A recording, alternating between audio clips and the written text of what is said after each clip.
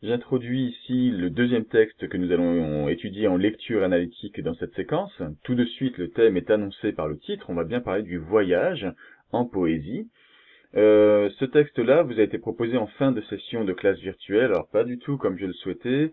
J'ai oublié de partager mon écran, si bien que vous avez eu la lecture du texte sans le texte projeté, ce qui devait être bien perturbant. Mais ma foi, après avec la deuxième lecture, avec projection du texte, vous êtes parvenu à sortir plusieurs mots-clés qui vous sont venus.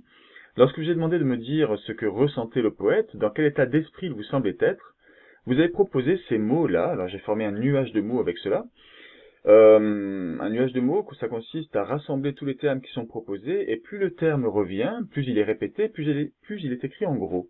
Alors vous voyez que le mot aventure, le mot voyage a été repris plus de fois que les autres.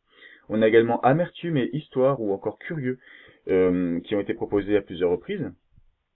Alors il est intéressant de voir ce nuage de mots car il présente un contraste, une sorte d'opposition entre des termes positifs et des termes négatifs. Vous avez montré qu'on avait un poète qui avait l'envie de partir. On a des mots positifs tels que libre, voyager, heureux, joyeux, renaître, recommencer. Cette idée du nouveau départ, de cette renaissance, sera intéressante à fouiller.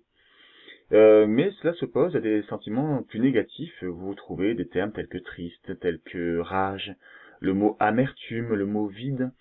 Et il sera donc intéressant, quand vous allez chercher à réfléchir à ce texte, de vous interroger sur ce double état d'esprit, peut-être en principe chronologique. Dans une des réponses du chat qui avait été proposée, il y avait triste puis heureux. Et il est vrai que le poète signale un état de tristesse et quelque chose qui le rend heureux. À vous de répondre et d'analyser ce dont il s'agit. Donc vous voyez que voilà, le lexique de la découverte est très présent, de la nouveauté avec l'invention, le recommencement, la renaissance. Tout cela représente des pistes d'analyse tout à fait intéressantes.